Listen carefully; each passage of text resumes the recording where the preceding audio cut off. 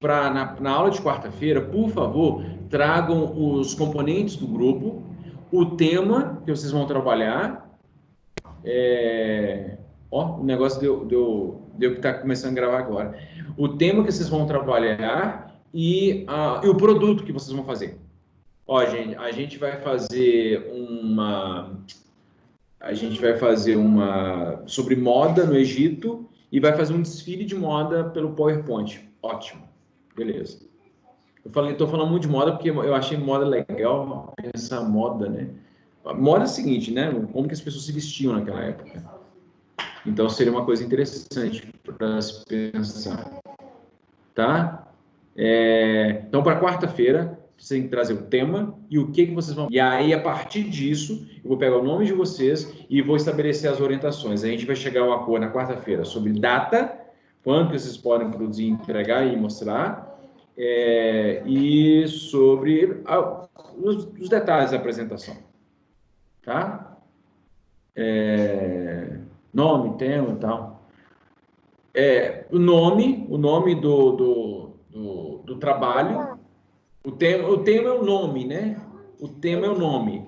Tema e nome é a mesma coisa. E o produto? Diga, quem está me chamando?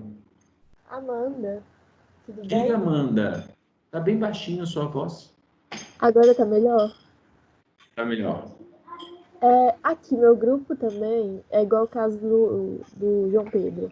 Ele tem 6 pessoas. Ah, não tem problema não.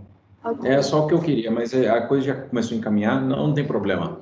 Não vou limitar.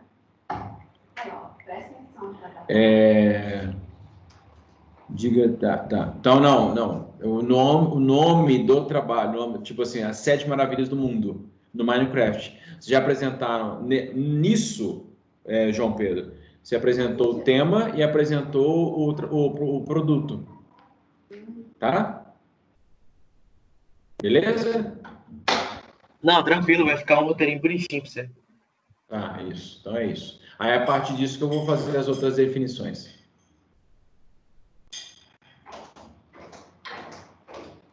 Beleza? Então tá bom. Mais alguma questão sobre isso? Vocês entenderam o que é para fazer? Eu vou deixar isso, inclusive, como uma pequena orientação. Vou falar disso no vídeo e vou também colocar isso lá naquela página de Word de orientação. Para quarta-feira vocês têm que definir isso. Tá? Então, beleza. Então tá bom. Beleza. Então vamos tocar o barco aqui. Deixa eu compartilhar minha tela. Sharing the screen. Qual é, Gustavo? Voltou, né? Sharing the screen. Screen, Rome. Todos os caminhos levam a Roma. Será? Tem um mapa bacana, assim, mapa de Roma, que mostra, de fato, assim, todas as vias do Império Romano, de alguma forma, encontrar com outras vias que levavam a Roma. Muito legal. Onde nós paramos? Nós paramos aqui na Assembleias, e a gente vai começar as tretas, né, dos patrícios, plebeus. Deixa eu minimizar isso aqui, tá falando. E agora as guerras púnicas. Eu estava falando sobre Cartago, que era uma maravilha. Tinha um aeroporto, quem falar que não é aeroporto, eu vou brigar. Tinha lá um porto, né? Então, um porto de navios. Parece um shopping center, gente. Gente, os caras construíram isso há quase 3.000 anos atrás, cara. Olha que beleza isso aqui. E, gente, esse aeroporto de navio, os caras entravam aqui, embarcavam. Deixa eu mostrar para vocês. O aeroporto que eu estou falando. Gente, não é aeroporto, viu? Eu estou brincando. Mas eu estou brincando. Deixa eu abrir aqui o vídeo para mostrar o simulado. Deixa eu ver se eu vou achar. Mas eu acho que eu vou achar sim. Se o YouTube entrar, né? Isso, YouTube. Pode entrar. Aí eu vou digitar aeroporto de barco em Cartago. Não, Porto de... Tá lento o negócio aqui, gente. Porto de Cartago. Porto de Galinhas. Doido para ir para a praia. O YouTube tá doido para ir para a praia. Aqui, ó. Olha o aeroporto, gente. Gente do céu, o trem tá unavailable. Não é possível. Ah, não é possível, cara. Aqui tá unavailable. Não, tem outro aqui, ó. Ah, tem outro. Ah, pensei que tava. Ah, não, tem que colocar musiquinha bacana. Peraí. Olha isso, gente. Olha o que os caras construíram. Olha o que os caras construíram. É impressionante o aeroporto de barco. Olha que beleza, gente. Que maravilha isso aqui, olha. Vou voltar aqui, ó.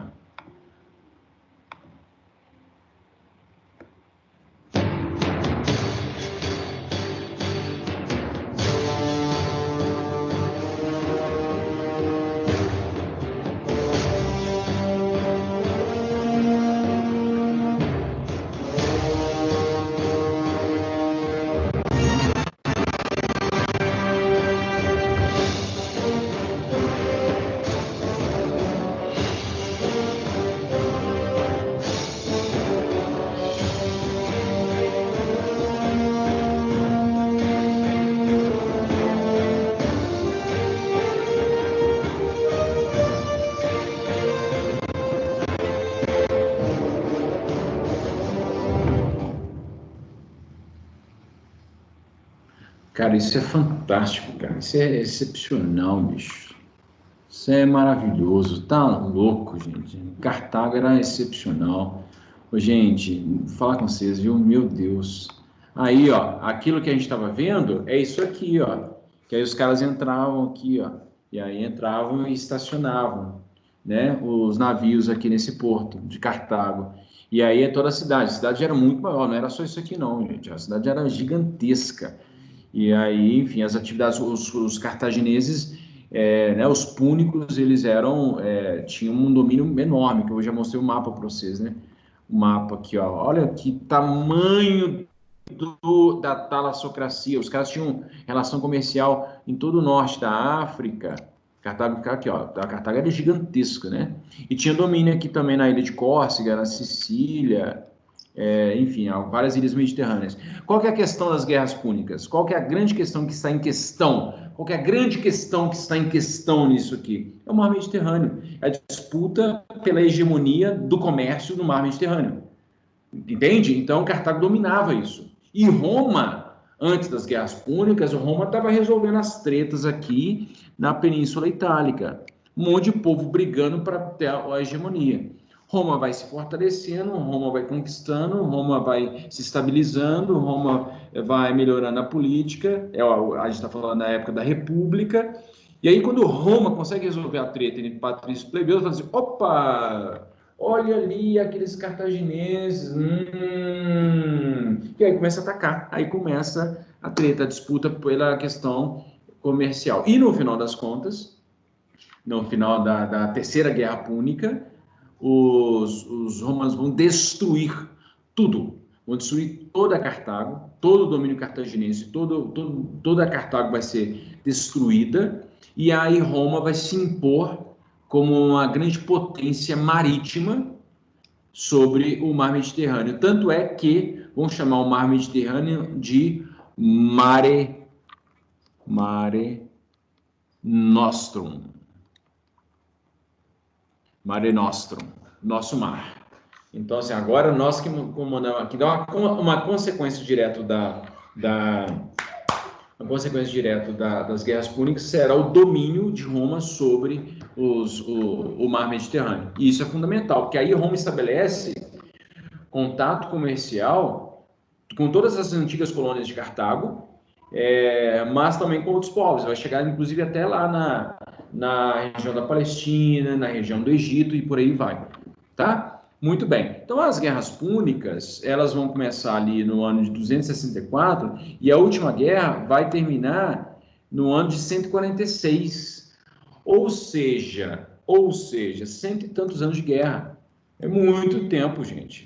Vocês aí achando que Segunda Guerra Mundial, que durou 6 anos, vocês acham que muita coisa? Não, mais de um século, de um século de guerras entre os púnicos, entre os cartagineses e os romanos. Bem, eu já disse para vocês que Cartago foi fundada pelos fenícios, os púnicos, né, como os gregos chamavam. Aqui você consegue identificar os barquinhos fenícios, né? Olha aqui com o olhinho aqui, ó.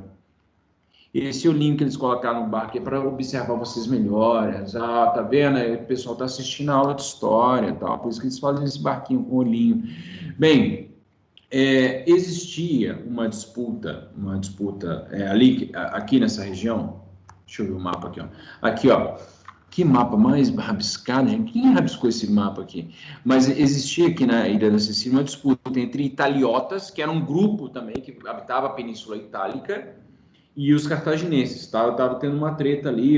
Ah, você está cobrando imposto, não está cobrando imposto, enfim, né? Então estava tendo essa treta. E aí os romanos se aproveitam dessa treta que estava acontecendo e atacam. Atacam os cartagineses, né? No ano de 264. Então, a Guerra Púnica começa com o ataque de Roma sobre os cartagineses. Bem, depois de 23 anos de batalha, aí Roma vence Cartago e toma a ilha Sicília, né? Aqui, ó, Sicília pertencia. Sicília. E aí Roma ataca e consegue dominar a ilha de Sicília. E aí, obviamente, os cartagineses perdem um ponto importante de comércio, né? A ilha de Sicília era muito habitada, enfim. E aí começa o drama, porque a partir dessa guerra, a partir dessa primeira guerra púnica, qual foi a consequência dela? Os cartagineses começam a pagar impostos para os romanos e ainda vão ter que ceder 2 ilhas, que é a Córcega e a Sardenha, que são essas 2 ilhas aqui, ó. Essas 2 ilhas aqui, ó. Cede as 2 ilhas, ou seja, no final das contas, os cartagineses vão perder 3 grandes territórios, a ilha de Sicília, Córcega e Sardenha, para os romanos. Os romanos dizem, bacana, né? Então, fica aí, Cartago, fica aí, não mexe comigo mais não. Beleza, e aí, após a Primeira Guerra Púnica, assim fica. Então, Roma dominando isso aqui tudo, Roma dominou toda a Península Itálica. Roma ou expulsou alguns povos que estavam ali, lembrando que tinham povos latinos, italiotas, gregos, etruscos e por aí vai. E Roma domina todo mundo, e alguns são expulsos, outros são incorporados a Roma, a cultura romana, tá? Então, aí Roma começa a dominar esse território. Só que Roma não estava satisfeita ainda. Roma queria mais coisa, pessoa gulosa, fica querendo dominar as coisas. Aí o que acontece? Aí vem a Segunda Guerra Púnica. Esse slide está fora de ordem, mas enfim, depois eu volto nele. A Segunda Guerra Púnica, que vai acontecer aí alguns anos depois. Bem, o que acontece? Roma queria resolver a situação, queria impor, na verdade, a Cartago algumas imposições, dizendo, olha, vamos tentar resolver aqui, mas é o seguinte, você vai acertar os meus termos, tá? Aí Cartago, não, de forma alguma. E aí, então, não há um acerto entre os romanos e os cartagineses na disputa de outros territórios, né? Da questão comercial, enfim. E aí, a ideia, então, entre 2018 e 2016, está acontecendo, então, essa tentativa de negociação. Mas aí, em 216, Aníbal Barca ruma para Roma com a força de 60 mil homens, 10 mil cavalos e um monte de elefante. E esses elefantes causam bastante impacto, né? Então eles colocam lá uma estrutura por cima do elefante atacando os romanos e vão avançando aí e por onde que acontece esse ataque? Esse ataque ele é nessa direção aqui, ó. Porque o Aníbal ele atravessa inclusive os Alpes.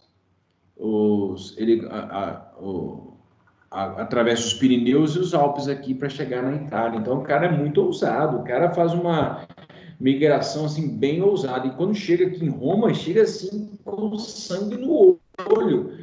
Vamos, quer dizer, chega, não, Roma tá aqui, né? Chega com sangue no olho. Vamos atacar, vamos atacar, vamos atacar, vamos atacar, vamos atacar, vamos atacar. E aí o Aníbal Barca consegue então vitória sobre o exército romano. Chega na beira assim, de Roma. Roma resiste bravamente, viu? Inclusive com menor número de soldados, fica resistindo, porque Roma adota uma tática de guerra bem interessante, porque o exército de Aníbal, o exército cartaginês, ele chega, todo mundo enfileirado de lado a lado, todo mundo assim de lado a lado, e os romanos estão em menor número. O que os romanos fazem? Ao invés também de atacar de frente em frente, vocês estão me vendo, não estão? Ao invés de atacar de frente a frente, os romanos fazem uma espécie de seta. E aí eles colocam para atacar como se fosse uma seta. E aí eu vou tentar desenhar isso aqui. Deixa eu ver se tem um slide branquinho aqui, ó. Esse slide aqui, ó. Vou desenhar aqui embaixo. Enquanto os cartaginenses eles estavam enfileirados assim, né? Tinha fileiras de lado a lado, né? Os romanos atacaram em forma de V. E aí o que acontece? Ele força um ataque aqui e aí ele tenta, no final das contas, incorporar, ele força o combate em alguns pontos específicos. E aí a força que está atacando, que é muito maior, ela se dispersa um pouco, ela não sabe combater dessa forma. E aí, no final das contas, por isso que os romanos conseguem resistir bastante, assim. Mas não tanto quanto para evitar que Aníbal vencesse as tropas romanas. Então, Aníbal consegue vencer, e aí, inicialmente, né? Mas ele não tem gente suficiente para invadir Roma. Ele venceu os exércitos que o atacaram, mas não tinha gente suficiente. Além disso, quando os romanos ficam sabendo que Aníbal está vencendo, há uma mobilização de dois modos. Uma mobilização de exércitos para contra-atacar Aníbal, e outra coisa, a galera começa a atacar Cartago. Então, assim, enquanto Aníbal estava lá com milhares de soldados atacando Roma, os romanos começam a atacar Cartago. E essa notícia chega para Aníbal: olha, estão atacando Cartago. E aí, então, o exército romano é remobilizado, eles reorganizam o exército, e aí começam a combater Aníbal, e Aníbal vai voltando, começa a voltar. Ele volta para Cartago, para defender Cartago, né? Só que aí os romanos se reorganizaram, muita gente morreu, porque é uma viagem desgastante. Imagina, Aníbal fez uma viagem terrestre, e aí, no final das contas, o que vai acontecer? Os romanos conseguem vencer os cartagineses no ano de 201 a.C. E diz o seguinte, ó: os cartagineses já criaram problemas demais, já tem mais de quase 60 anos que a gente está combatendo aqui. É o seguinte: a gente não vai mexer mais com vocês, mas, por favor, não entre em nenhuma outra treta, não levante mais armas contra ninguém, porque senão a gente vai invadir aqui e destruir todo mundo. Então, o acordo de paz que foi feito em 201, estipulava que os cartaginenses não poderiam mais mobilizar tropas contra nenhum povo. Não poderia mobilizar exército, nada, porque não queria mais ameaça. Roma não queria mais ameaça de Cartago. Aí os cartagineses, tudo bem, beleza, tal, segue a vida aí, enfim. Só que os romanos não ficavam... Os romanos também, viu? Os romanos não ficavam satisfeitos. Gente, já se passaram 50 anos desde a última guerra. Tinha muitos povos que eram dominados pelos cartagineses que não estavam muito satisfeitos com esse domínio. E o que os romanos fazem? Tentando marcar a sua hegemonia sobre o norte da África, Roma estimula que alguns povos vizinhos dominados pelos cartagineses se rebelassem contra os cartagineses. E aí, Cartago, obviamente, diante daquela rebelião, vai reagir, vai então de frente, vai bater de frente contra esses vizinhos. E aí Roma, olha só, a gente falou para vocês que não era para pegar nenhuma arma e vocês estão massacrando o povo aí, que absurdo. E aí Roma ataca Cartago e vai destruir Cartago. E essa guerra, então, dura 3 anos e vai ser suficiente para Roma destruir, colocar fogo em tudo, mas destruir, acabou com Cartago. Que sacanagem, cara. Cartago sempre está de pé até hoje para a gente visitar o aeroporto de barco. No final das contas, então, eu já dei spoiler disso, depois das 3 guerras púnicas, Roma se torna a grande senhora, a maior potência do mar Mediterrâneo e chama o mar de Mare Nostrum. Quem nunca teve um mar para chamar de seu, né? Roma teve, cara. E Roma, então, se torna um grande império, né? Império Marítimo, praticamente ainda. Roma era uma república. Roma era república ainda, tá? Após as guerras púnicas, Roma continua, vai ser república por um bom tempo ainda. Bem, quais são as consequências mais específicas das guerras púnicas? Aumento de fluxo de mercadorias para Roma. Então, assim, está dominando, então está trazendo coisa de tudo quanto é lado.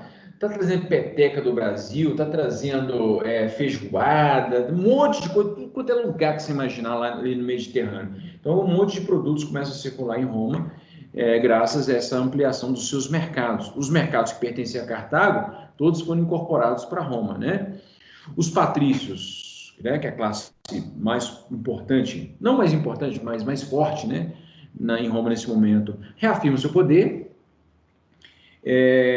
Os patrícios se enriquecem bastante, porque os patrícios também, além de dominar a política, dominavam também a economia. E aí os patrícios começam a enriquecer cada vez mais.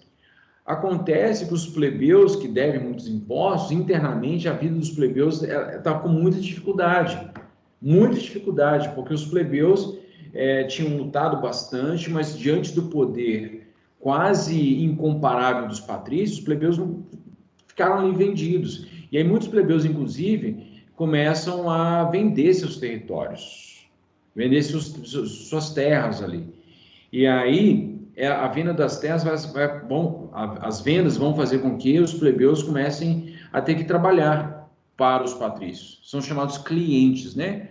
Então os plebeus vão começar a trabalhar, tal. E muitos plebeus, inclusive, não têm serviço para fazer. Não conseguem trabalhar, não conseguem emprego para trabalhar. Eles não eram escravos, porque os escravos faziam grande parte do trabalho pesado, mas os plebeus que haviam vendido suas terras não têm para onde vender. Olha que contradição. Roma aumentou muito o seu território, ou seja, o número de terras, mas, ao mesmo tempo, concentrou essas terras nas mãos dos patrícios. E os plebeus com dificuldade de ter acesso à terra. E aí, como eles estavam com muita dificuldade para se manter na terra, começaram a vender as suas terras para os patrícios. Então, houve um processo de concentração fundiária. E os plebeus foram para os centros urbanos para tentar a sobrevivência. Quando os plebeus vão para os centros urbanos e não conseguem sustento, eles precisam de ajuda estatal. Então, os plebeus começam a ser chamados de proletariados. Por quê? Porque prole significa filho, né? Então, os plebeus, eles recebiam uma ajuda de acordo com o tamanho da família. Então, se, por exemplo, o cara tivesse lá 10 filhos, então ele ia receber uma ajuda proporcional à manutenção da vida dos 10 filhos, né?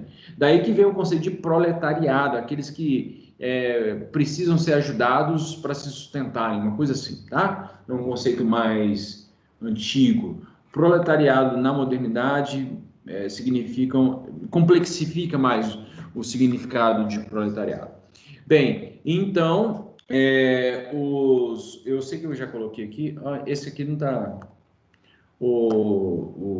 A concentração de poder, a concentração política e econômica na mão dos patrícios se sustenta por muito tempo eles ficam lá de boa.